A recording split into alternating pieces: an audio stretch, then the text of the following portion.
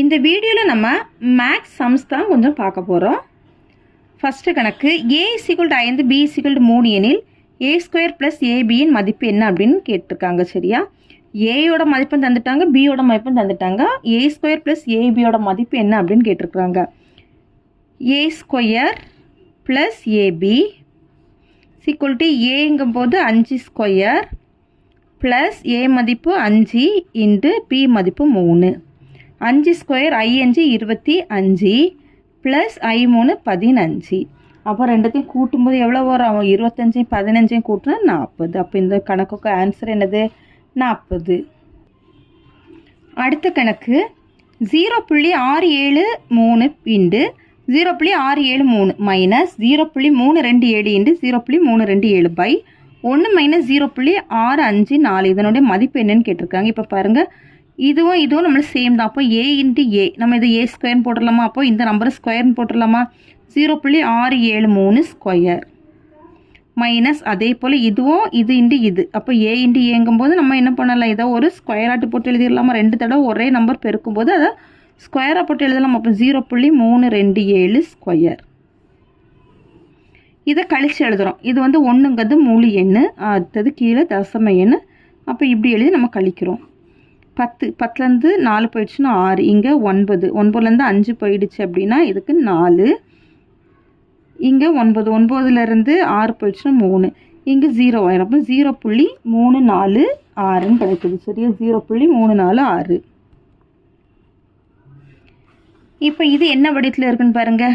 a² minus b² = a + b into a minus b இந்த வடிவத்தில் இருக்கா?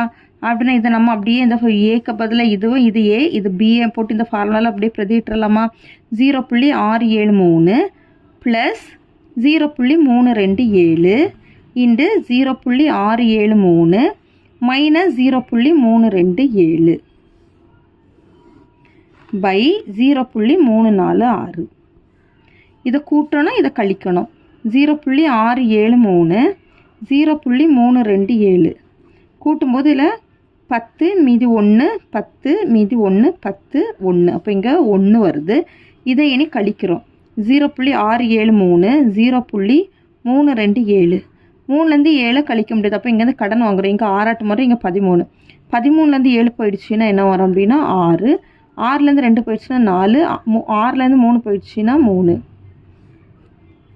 பெருக்கல் 0.346 பை 0.346. இதை பெருக்கும்போது 0.346 பை 0.346. இதை அடி கொடுத்துடலாமா? அடி கொடுத்த ஆன்சர் வந்து என்னென்னா 1. ஆன்சர் என்ன வரும்? 1. பின்வருவனவற்றை சுருக்குக.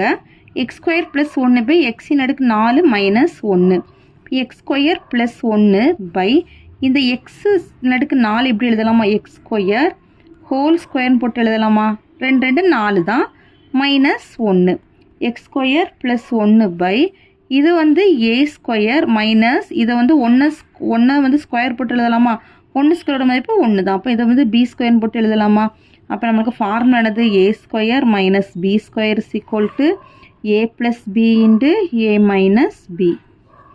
இங்கே வந்து ஏக்கு பதில் என்ன எடுத்துக்கணும் அப்படின்னா நம்ம x² எடுத்துக்கிறோம். x² + 1 into x² minus 1. சரி, x² மைனஸ் 1. அடுத்தது பாருங்கள், எதெல்லாம் கேன்சல் பண்ணிடலான்னு பாருங்கள். இதில் வந்து எதெல்லாம் கேன்சல் பண்ணலாம்? இந்த x² + 1 x² + 1 கேன்சல் பண்ணிடலாம். அப்போ ஆன்சர் என்ன வரும்? 1 by x² minus 1 x² minus 1 இதுதான் ஆன்சர். இதையே நீங்கள் திரும்ப சிம்பிளிஃபை பண்ணலாம். எப்படி பண்ணலான்னு பாருங்கள். இது வந்து a² மைனஸ் b² எடுத்துக்கிட்டோம் அப்படின்னா x + 1 இன்ட்டு x மைனஸ் 1ன்ட்டு போட்டு எழுதிக்கலாம். அவ்வளோதான் இந்த வீடியோ. தேங்க்யூ.